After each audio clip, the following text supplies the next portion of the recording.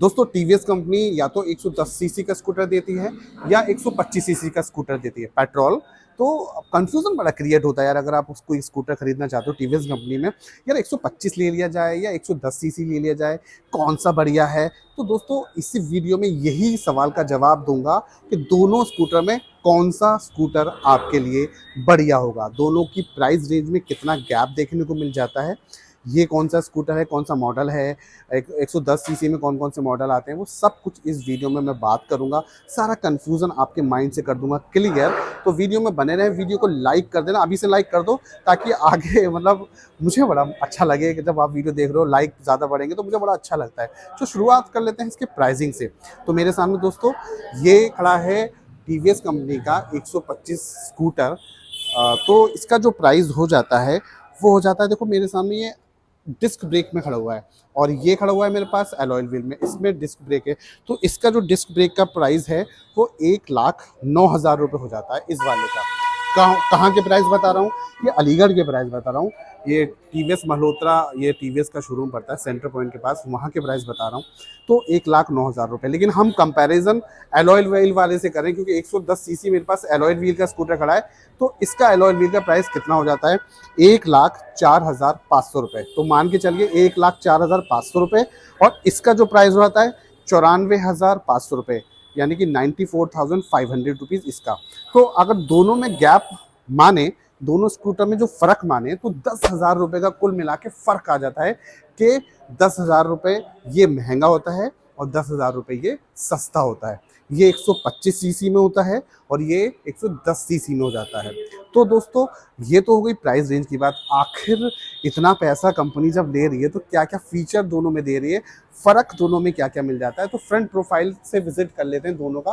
देखो फ्रंट में दोनों में ही एलईडी हेडलैम्प सेटअप देखने को मिलते हैं, पर इसमें सिंगल मिलता है एलईडी हेडलैम्प सेटअप। देखो इस टाइप का पैटर्न है ना। वाइजर आपका वाइट कलर का है, वाइट कलर का स्कूटर खड़ा हुआ है, इसमें अलग से पैटर्न आ जाता है वाइजर का, ब्लैक कलर का वाइजर, और यहाँ क्रोम का ट्रीटमेंट मिल जाता है। स्प्लिट में हेडलाइट देखने को मिल जाती है, यानी कि 10,000 रुपये ये ज़्यादा तो ले रहे हैं 125 सीसी वाले टीवीएस वाले, हेडलाइट में स्प्लिट वाले, यानी स्प्लिट मतलब दो भागों में दे रहे हैं हेडलाइट को, ऊपर और नीचे का भाग। इसमें सिंगल एक ही भाग मिल जाता है। नीचे थोड़ा बढ़ जाते हैं, इसमें डीआरएल मैं ऑन करके दिखाता हूँ कि डीआरएल इसमें दे रहे हैं नहीं दे रहे हैं कंपनी वाले। ये देखिए डीआरएल इसमें कोई नहीं मिलता है, पर इसके अंदर डीआरएल देखने को मिलता है। ऑन करने के बाद मैं आपको दिखा दूँ, ये देखिए ये डीआरएल लाइट है, डे रनिंग लाइट इसमें देखने को मिलती है, और हैलोजन में इसके इंडिकेटर और इसके भी हैलोजन में ही इंडिकेटर देखने को मिलते हैं। Body fibre, fibre metal, metal, यानी कि ये वाला पोर्शन फाइबर का मिल जाता है दोनों स्कूटर में, ये वाला और ये वाला मेटल का देखने को मिलता है। अब ये साइड स्टैंड में लगवा तो कंटिन्यू बजर बज रहा है, तो इसको मैं बंद कर देता हूँ। अब आ जाती है टायर साइज़ की बात, दोनों में कौन सा टायर देखने को मिलता है। तो टायर का जो साइज़ है 90x90, 12 इंची का आगे और पीछे का टायर साइज़ देखने को मिलता है। स्कूटर में टायर साइज़ दोनों में ही सेम देखने को मिलता है। पास से दिखाने की कोशिश करता हूँ, देखो ये पीछे का, ये पीछे का है, ये दिख रहा है पीछे का है, ये देख लो। अब यानी कि टायर साइज़ की बात करूँ तो दोनों में ही टायर साइज़ सेम देखने को मिलता है। ये तो मेरे सामने डिस्क ब्रेक खड़ा है, इसमें एलॉय व्हील भी आता है, यानी कि उसमें डिस्क ब्रेक हटा दो तो दोनों ये स्कूटर सेम हो जाते हैं। तो वैसे तो ये डिस्क ब्रेक में, तो इसका जो डिस्क ब्रेक का साइज़ है 220 mm के इसमें डिस्क ब्रेक देखने को मिलते हैं। अब ब्रेकिंग की बात करूँ तो आगे और पीछे ड्रम ब्रेक देखने को मिलते हैं और 130 mm के ड्रम ब्रेक देखने को मिलते हैं। अब बात करते हैं इसकी सीटिंग की। ऊपर से देखो, सीटिंग तो ऊपर से आपको पता चलेगी। जुपिटर 125 की सीसी की जो सीट है वो आपको थोड़ी सी लंबी, लैंदी और चौड़ी देखने को मिलती है कंपैरिजन टू जुपिटर 110 सीसी की, यानी कि सीटिंग में ये जीत गया आपसे। अब जो आप पैर रखो जिस एरिया में, वो एरिया देख लो,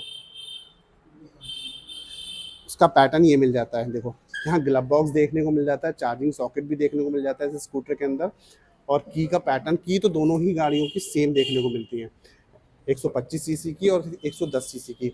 अब तेल भरने का पैटर्न जो 125 सीसी जुपिटर है आपका, उससे आगे से तेल भरा जाएगा, पर इसमें 110 सीसी में पीछे से तेल भरा जाएगा। कितना कितना पेट्रोल की स्टोरेज है दोनों स्कूटर की, ये भी जान लो। देखो 125 सीसी में 5.1 लीटर पेट्रोल भरा जाएगा 110 सीसी में 5.8 लीटर तेल भरा जाएगा, यानी कि इसकी टैंक कैपेसिटी ज़्यादा है 110 सीसी वाले की, इसकी टैंक कैपेसिटी कम है। समझ में आया।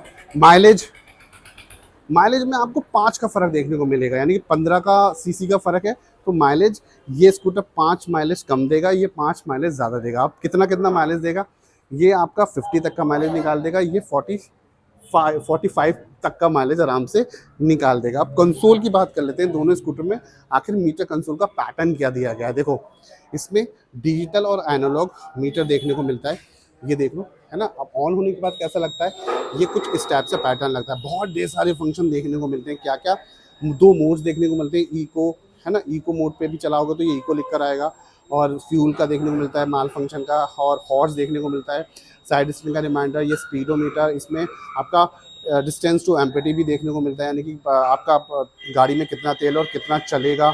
और ये मिल जाता है आपको ऑडोमीटर, फ्यूल का गेज देखने को मिल जाता है, सर्विस रिमाइंडर देखने को मिल जाता है, और यहाँ से आप इसको सेट कर सकते हो।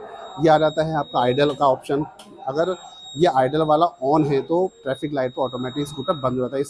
और ये आ जाता है button self, high beam, low beam, passing का, और ये इंडिकेटर और ये हॉर्न का देखने को मिल जाता है। यहाँ से देख लो, ये पैटर्न है, यहाँ से तेल भरा जाएगा, चाबी से इसका तेल का फ्यूल वाला लिड खुलेगा चाबी से, और इसका बूट स्पेस भी चाबी से खुलेगा। अब 125 सीसी का बूट स्पेस देख के हो जाओगे हैरान, बने रहो, मैं दिखाता हूँ आपको बूट स्पेस।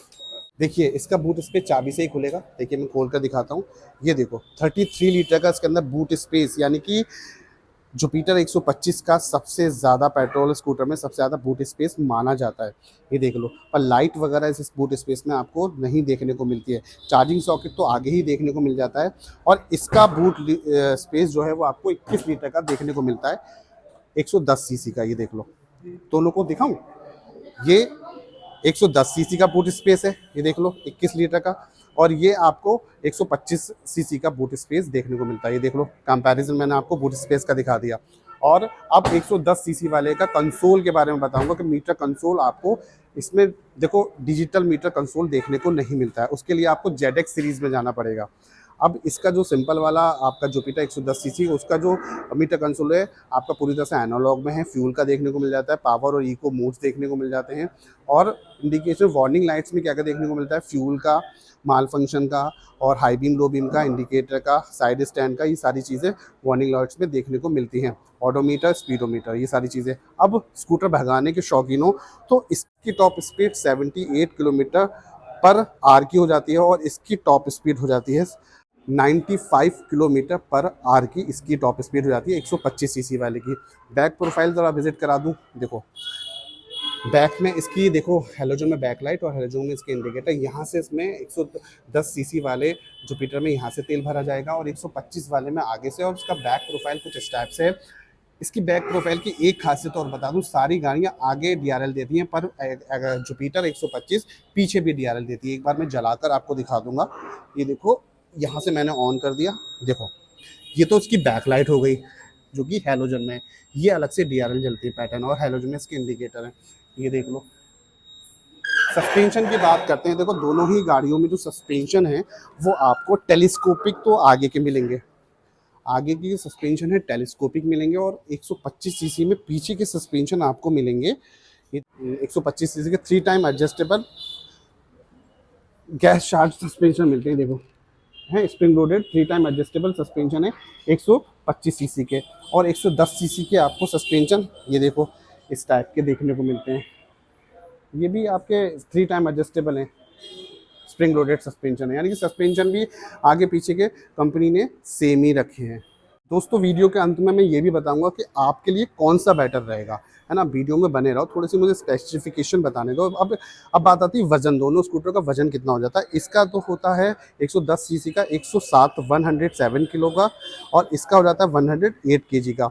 ग्राउंड क्लियरेंस और सीट हाइट दोनों ही स्कूटर की सेम होती है। वही गाड़ियों का जो सीट हाइट है दोस्तों, वो 765 mm की सीट हाइट मिलती है दोनों की, यानी कि ये स्कूटर मतलब शॉर्ट हाइट के जो लोग होते हैं वो भी आराम से चला पाएंगे। ग्राउंड क्लियरेंस दोनों ही गाड़ियों का सेम देखने को मिलता है, यानी कि 163 mm का इसके दोनों ही गाड़ियों का ग्राउंड क्लियरेंस देखने को मिलता है। देखो, अब कौन लोगों को ये स्कूटर खरीदना चाहिए, उससे पहले इंस्टाग्राम चलाता हूँ, इंस्टा ऑटो करके इंस्टाग्राम को फॉलो करके जाओ, फिर जानो। देखो 10,000 का फ़र्क देखने को मिलता है दोनों ही स्कूटर में, लेकिन 10,000 में आपको 5 के माइलेज का फ़र्क मिलेगा, यानी कि 5 का माइलेज ये वाला कम देगा, लेकिन फीचर्स आपको ज़्यादा मिल जाते हैं। मेरे रिकमेंडेशन के अकॉर्डिंगली 125 सीसी में आपको जाना चाहिए। क्यों जाना चाहिए? देखो 125 सीसी में आपने खर्च कर लिया, मान के चलो 1,09,000, ये 1,09,000 रुपये का मॉडल है, क्योंकि डिस्क ब्रेक में टॉप वेरिएंट कहलाता है, सारे फीचर्स देखने को मिल जाते हैं, बस ब्लूटूथ कनेक्टिविटी देखने को नहीं मिलती। अगर आपको इसमें ब्लूटूथ वाले में भी जाना है तो इसका स्मार्ट एक्स कनेक्ट मॉडल आता है, जो कि 1,17,000 रुपये का करीब पड़ता है। तो 125 सीसी का रिकमेंडेशन क्यों कर रहा हूँ मैं आप लोगों को? माइलेज 45 तक का मिल गया, बूट स्पेस बहुत ढेर सारी मिल गई, यानी कि 33 लीटर की बूट स्पेस मिल गई, सेमी डिजिटल मीटर कंसोल मिल गया, सारे आपको फंक्शन मिल गए उस मीटर में जो इंसान को ज़रूरी होती है, मतलब एक राइडर को ज़रूरी जो आपके फंक्शन मिलते हैं, आप ज़रूरी फंक्शन, वो सारे कुछ इसमें देखने को मिला। लुक्स बहुत ही बढ़िया निकल कर आता है, सामने भी DRL, पीछे भी DRL देखने को मिलती है, डिस्क ब्रेक में मिल जाता है, बहुत फीचर है। अगर ऐसे बात नहीं है कि ये बेकार है, ये भी ठीक है, लेकिन मेरे रिकमेंडेशन के हिसाब से, मतलब मेरे रिकमेंडेशन के हिसाब से, अगर आप मेरे चैनल के माध्यम से लेना चाहते हो तो मैं तो भैया यही कहूँगा, ये वाले ले लो। ऑप्शन काफ़ी मिल जाते हैं इसमें, एक ऑरेंज कलर आता है, वाइट कलर भी आता है, ये भी कलर है, एक ब्लू कलर भी आता है, तो काफ़ी ऑप्शन कलर मिल जाते हैं। एक ये रहा 110 सीसी, अब इसमें भी आप आ सकते हो। इसका माइलेज थोड़ा 555 तक का ये माइलेज दे देगा, और ये कम से कम 94,500 रुपये का पड़ता है। और मेरे हिसाब से ठीक ठाक है, लोग जुपिटर 110 सीसी भी लेते हैं, लेकिन मैं वीडियो बनाने का तात्पर्य है कि दोनों में डिफरेंस बता सकूं, प्राइस का डिफरेंस, स्पेसिफिकेशन का डिफरेंस, और मेरे हिसाब से आपके लिए कौन सा बेहतर होगा वो मैं बता सकूं। तो वीडियो में मैंने बता दिया है। अब कंपनी सेफ्टी के हिसाब से कौन कौन से फीचर्स देती है, देखो दोनों स्कूटर में साइड स्टैंड और मिडिल स्टैंड दोनों ही मिलते हैं। साइड स्टैंड में इंजन पावर कट वाला सेंसर देखने को मिलता है, यानी कि साइड स्टैंड लगा हुआ होगा तो स्कूटर बिल्कुल स्टार्ट नहीं होगा। और इसमें हैंड ब्रेक भी देखने को मिलता है स्कूटर के अंदर, ये देखो यहाँ पे, और देखो ये इसमें भी दोनों स्कूटर में हैंड ब्रेक देखने को मिलेगा। और इसमें SBT singing like braking system देखने को मिलेगा, यानी कि आप पीछे का ब्रेक लगाओगे तो आगे का भी कुछ परसेंट लगता है, जिससे आपकी कंट्रोलिंग अच्छी हो जाती है। किक देने को देखने को मिलती है दोनों ही स्कूटर्स में, लेकिन इसके जो टॉप मॉडल है 125 सीसी का ब्लूटूथ वाला, उसमें से कंपनी ने किक हटा दी है, पता नहीं क्यों हटा दी है, तो कंपनी से जाके पूछो। तो ये पैटर्न मिल जाता है 10,000 के रेंज में, मतलब आपको 10,000 के फ़र्क में ये दोनों स्कूटर देखने को मिलते हैं। एक बार फिर से मैं प्राइस बता दूं, ये जो पड़ेगा, मतलब आपको अगर मैं अलॉय व्हील का बना रहा हूँ तो इसके मैं अलॉय व्हील वाले प्राइस बता रहा हूँ। इसके प्राइस हैं आपके 1,04,500 रुपये, और इसके प्राइस है 94,500 रुपये। 10,000 का फ़र्क दोनों में ही देखने को मिलता है। अब प्राइस जो है कंप्लीट प्राइस में बता रहा हूँ, ऑन रोड प्राइस में इंश्योरेंस भी है, RTO भी है, सब कुछ है। तो अगर आप अलीगढ़ से बिलोंग करते हो तो एक बार यहाँ पर विज़िट ज़रूर करें। एक बार मैं फिर से विज़िट करा दूँ स्कूटर को। देखो ये शोरूम है इनका, ये सेंटर पॉइंट पड़ता है, यहाँ पर पड़ जाता है। तो ये जानकारी मुझे इन दोनों के बारे में देनी थी। पैटर्न देख लो यार, बहुत ही बढ़िया शानदार लग रहे हैं दोनों स्कूटर। ये साइड से देखने में कुछ इस टाइप से लगते हैं, पैर रखने की जगह भी देखने को मिल जाती है। दोनों ही गाड़ियों में LPG गैस सिलेंडर घर वाले आ जाएंगे, और कमेंट में लिख के बोलते हैं यार इसको ये बताने की ज़रूरत क्या है कि यार ये आ जाएंगे LPG गैस सिलेंडर, लेकिन मैं बता रहा हूँ कि आ जाएंगे। और एक खासियत और देखने को मिलती है, 125 सीसी वाले सेगमेंट में आपको डायमंड एलॉय व्हील देखने को मिलते हैं। ये देखो, उसमें डायमंड वाले नहीं देखने को मिलते, एलॉय व्हील देखने को मिलते, डायमंड कटिंग वाला देखने को नहीं मिलता, पर 125 सीसी में देखने को मिलता है। तो दोस्तों बस ये जानकारी थी दोनों स्कूटर के बारे में, कंपैरिजन बता दिया, फ़र्क बता दिया, कौन सा आपको लेना चाहिए वो भी बता दिया। तो अगर आप इंस्टाग्राम पे, तो इंस्टाग्राम पे मुझे फॉलो करके जाओ, और यूट्यूब पे हैं तो सब्सक्राइब करके जाओ, क्योंकि मैं इस टाइप की वीडियो आपके लिए लेकर आता रहता हूँ। मिलते हैं अगली वीडियो में इसी तरह की जानकारी के साथ, तब तक के लिए नमस्कार, बाय बाय।